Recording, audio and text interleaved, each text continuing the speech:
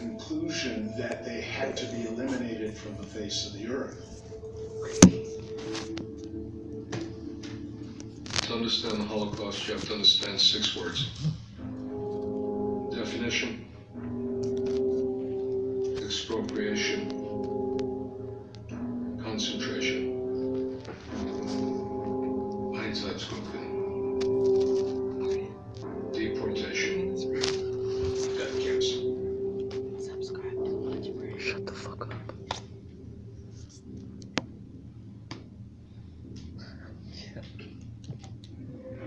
Definition.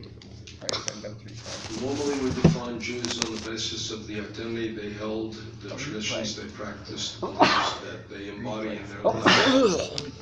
The Germans defined the Jews biologically based on the religion of grandparents. When the regime came to power in January 1933, part of the Nazi movement, the aggressive radical part, the most extreme part, wanted to just expunge the Jews overnight.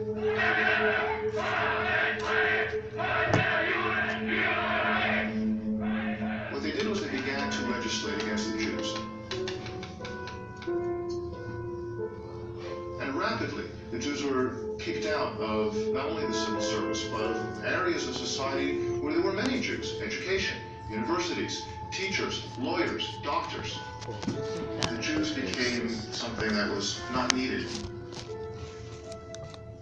The climax of this early period of legislation was the number of laws. The laws were there to determine officially, as the title said, citizenship in Germany. Who is a citizen and who is not. But the only definitions that were given of who is a citizen were definitions for who is not a citizen. And the only people defined as not citizens of Germany were Jews. Jews were forced to add the name Israel as a middle name for a man and Sarah as a middle name for a woman from the middle of 1938.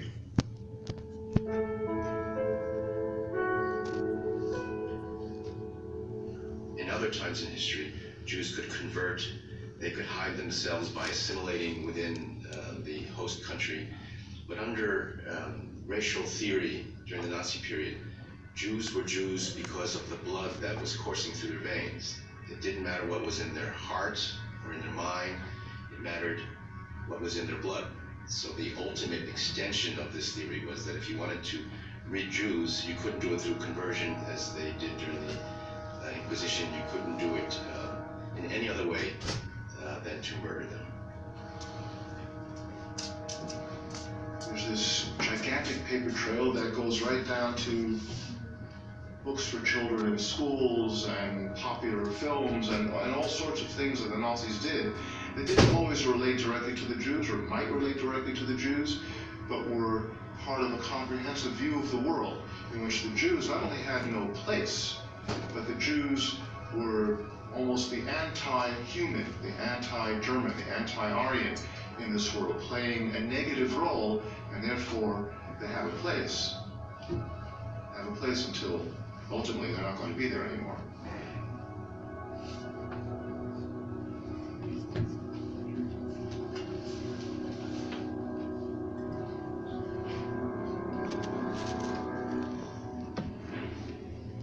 Expropriation, confiscation of Jewish wealth, the removal of Jewish property, the registration of all assets, the inability of Jews to own homes, property. After the Jews were sent off, people moved into their homes, took over their businesses. So on some level, the local populations understood these people were not coming back. They didn't ask why they're not coming back. But they sure as hell knew that they were not coming back.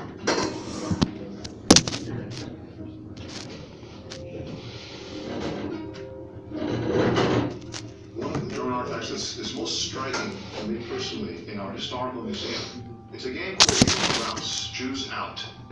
It's a game that was created in Germany in 1936, the same year that Monopoly was created in the United States. It was created just like Monopoly. It's a family game. It says on it, on the box, it's a game for people aged 8 to 99. So multi-generational families can sit down together at the coffee table, put the game down there and play. It's a game where you have a piece, you roll the dice, you move around the board, you collect things, and the one who collects the most during the game wins the game. What are you collecting? You're collecting how many Jews you've evicted from your country.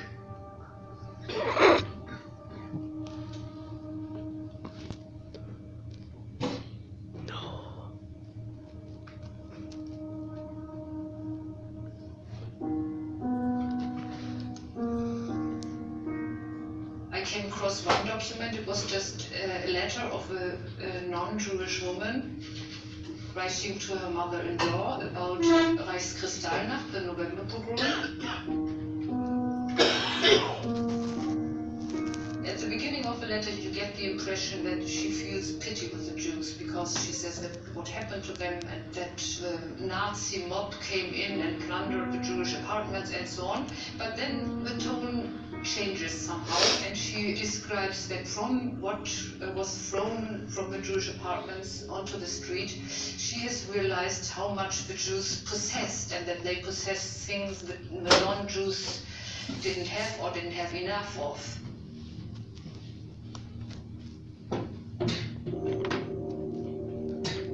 And then she says now the Jews have to leave this place, and we also don't know where they go now, but probably they will be brought to a concentration camp until a definite solution will be found.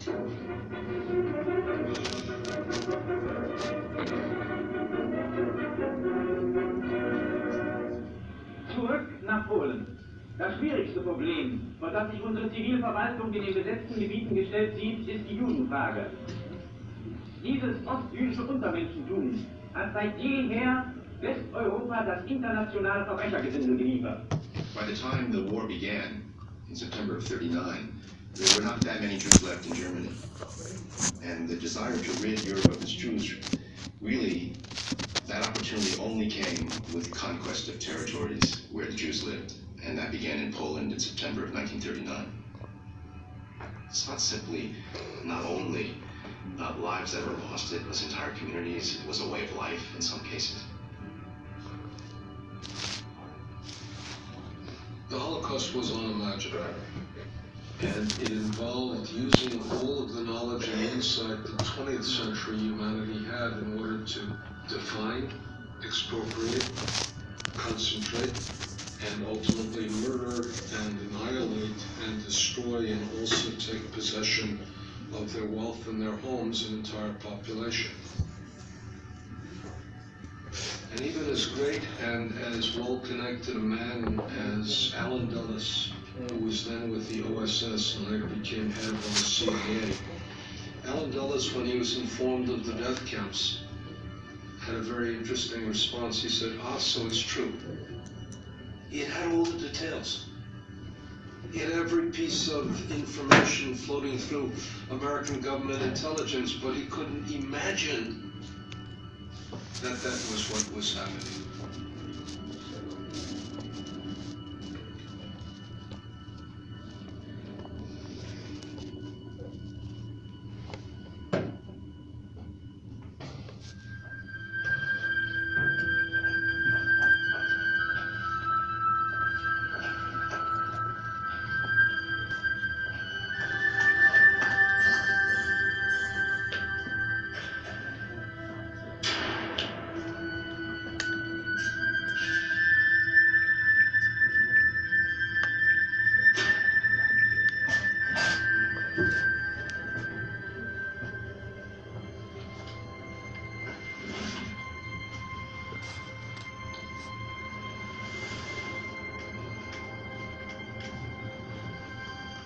We have liberation photographs, we have uniforms, we have all sorts of things in our collection. I think the bullets are the only things that we have in our collection that I know of that did that. We have the actual thing that killed someone. 15,000 someones. You can read about the Holocaust, you can study it, you can read the documents, but when you look at this object, the actual bullet that murdered an individual, everything else seems to disappear in a way, because that was the agent, that was the absolute cause of the death of an individual. And in that sense, it is an irreplaceable experience to look at that bullet and to contemplate what it did. Einsatzgruppen. Global killing units.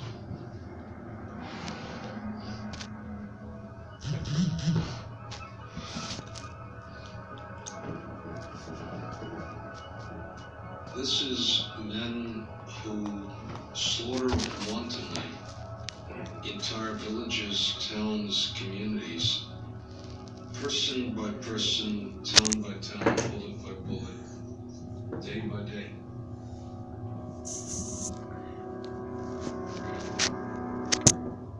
No concealment, blatant and brutal, and no effort to disguise what they were doing or what their intentions were.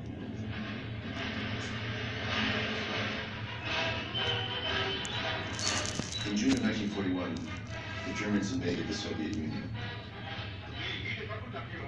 And by the end of the summer of 1941, there was a wholesale, large-scale murder by individual shooting of a huge number of people.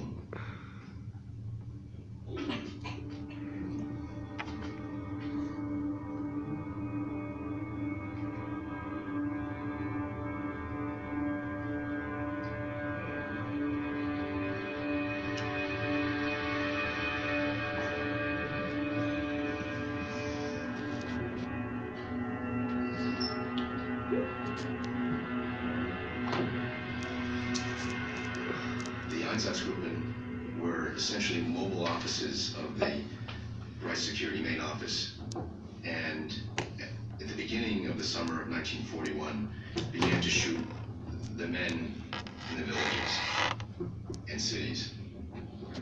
The operations continued throughout the summer of 1941, and sometime toward the end of the summer, the nature of the victim changed. Not only were men being killed, but also their wives and mothers and sisters and their children. And by the end of the summer of 1941, there was a wholesale, large-scale murder by individual shooting of a huge number of people. The Germans engaged in killing methods that were suitable to the geographical, transportation, and public relations context of the area in which they were operating. When it was more efficient to shoot Jews where they were and other victims, the Germans shot them where they were.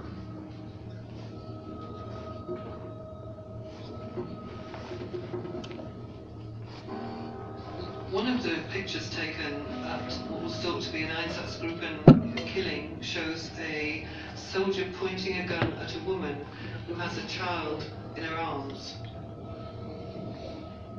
On the back of the photograph is captioned in German, Ivangorod, Ukraine, 1942, Jewish action.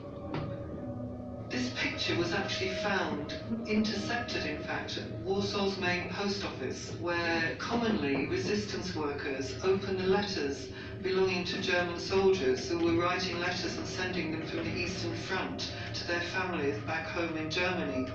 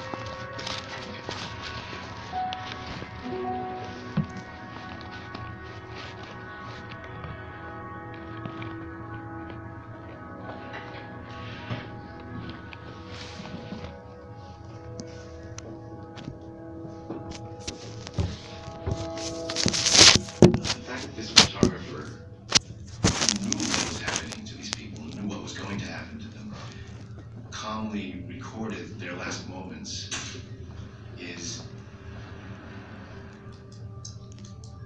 one of the most chilling, I don't even know what the word is. He possessed the knowledge of their immediate future, their death, and had the calm to make sure that he set the f-stop properly and clicked the shutter. This is says something about, I believe, the nature of these operations.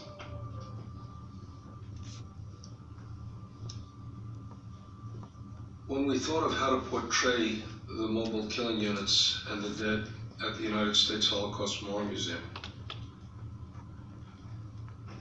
we came up with a very contrarian view of what to show.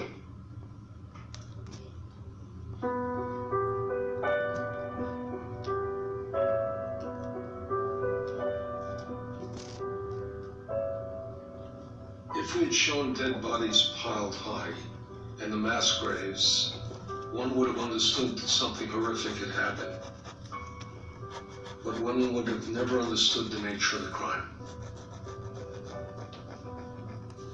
So what we did instead was to create a tower of faces. We didn't want to show you the dead. We wanted to show you essentially the living and let you imagine what was and is no longer. The Jews of one town, the town is Ishishuk in Lithuania, were killed on the third day of the Jewish New Year. They had been gathered in the synagogue for Rosh Hashanah, for the Jewish New Year. And they were kept in the synagogue, and then they were marched out of the synagogue to the killing field, the rabbi and the elders of the community leading the way, and then they were killed one by one by one. But instead of showing you the dead, we show you the living. A family picnic.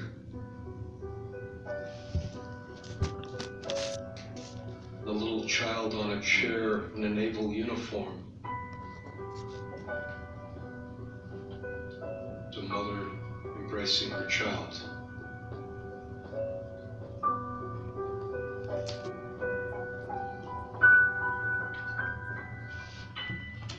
All of this life eradicated in one day.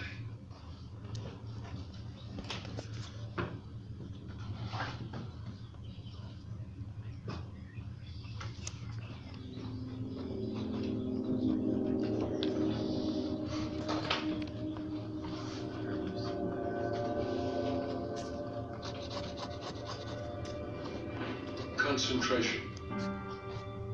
But first, let's think of concentration not as concentration camps. Let's think of it as reservations that were created to contain the Jews. To contain the Jews until, though all victims ultimately suffered the same fate in the death camps. They arrived there differently, and they arrived there in different conditions. Poland, the process of ghettoization lasted from 1939 or early 1940 till 1942 and 43. So by the time Jews arrived there, they were already emaciated and without any material resources. So here you had in Warsaw, for example, a ghetto that was located on 2.4% of land of the city of Warsaw that contained 1/3 of its population. That swelled to at times almost as high as 500,000 people, and it became something that the German soldiers were attracted to seeing.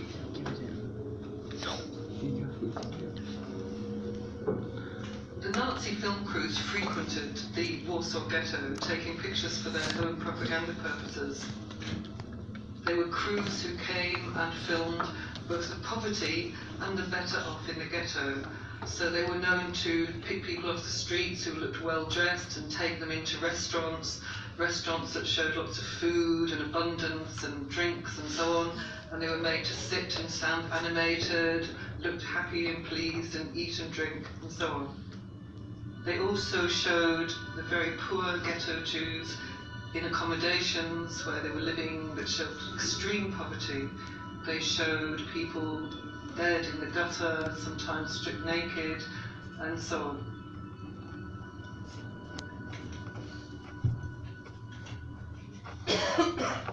There are those who believe that the Holocaust was born whole. I'm not of that school. I see an awful lot of improvisation. I see an awful lot of experimentation. I see an awful lot of starts and stops, of failures and then of innovation. For example, concentration camps were developed very early. They served multiple functions. One of them was penal colonies, places to arrest massive numbers. The other function of the concentration camps was to essentially provide slave labor and forced labor for German industry.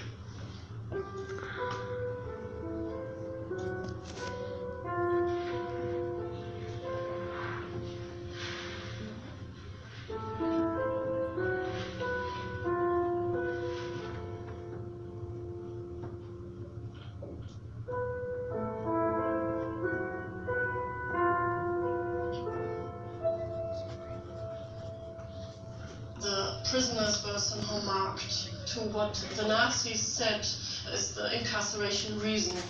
These reasons are always reasons which were somehow invented. So what you see there, it's a chart from the concentration camp of Dachau. And you have something like here, political prisoner, you have like a triangle in red, because their enemies were Reds, like Social Democrats, Communists, etc. Like if someone was imprisoned as a political person, like a Social Democrat, and he was Jewish as well, he got this sign.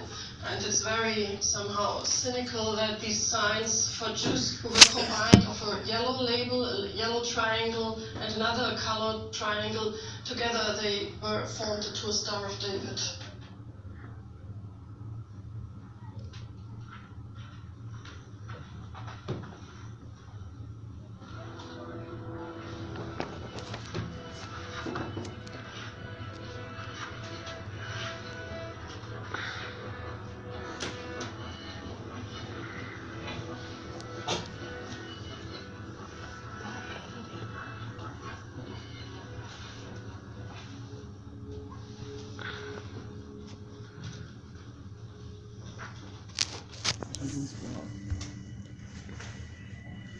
There is a whole complete album of 92 photos which the SS took for the reason of wanting to show how fantastic the system of a concentration camp can function. Kind of awkward or bizarre document, because it documents not the reality of Ravensbrück, but the way the SS wanted to represent Ravensbrück concentration camp. One thing that I found and still find really surprising is in the function of SS guards, how they changed.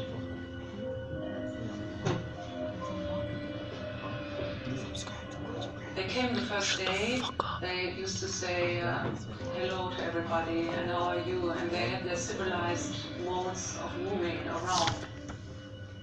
And then after 3-4 days, they learned to de-civilize in a certain way, to change civilized ways of moving about into a terrible system of torture. One of the reasons I've always dismissed the defense of we were just following orders is because I don't think it gives an awareness of the creativity involved in doing something that was unprecedented and until that moment never before achieved.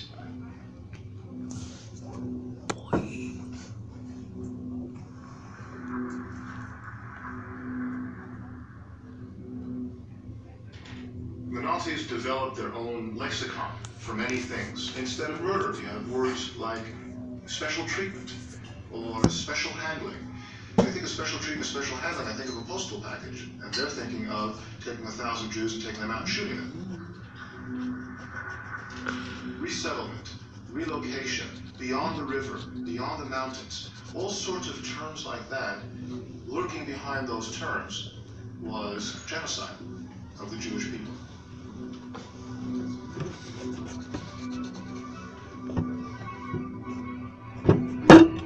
I swear to God.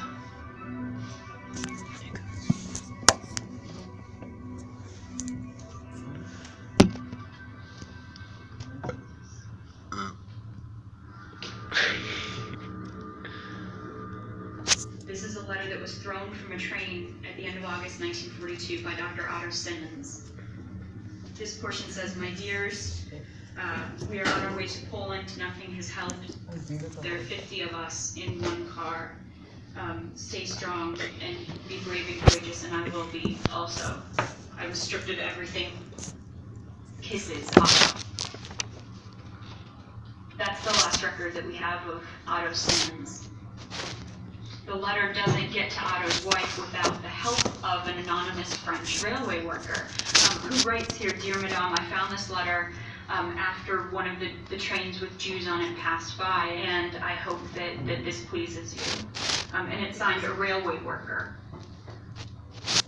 And in this case, you're thinking about it, it's 1942. It's relatively early in the war. It's relatively early in the Holocaust in Western Europe. But this railway worker already knows that it was a train of Jews that passed by. On January 20th, 1942, 80% of the Jews who were to die in the Holocaust were still alive. 16 months later, 4 out of 5 of the Jews who were to die in the Holocaust were already dead. What happened at the Wannsee Conference essentially was the enunciation of the policy, the final solution to the Jewish problem, meaning the murder of all Jews.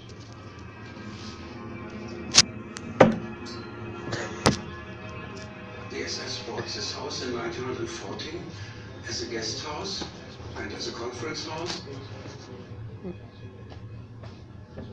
They all knew that there was already a mass murder going on in Eastern Europe. No real details had been discussed here. It's about the conference. It was...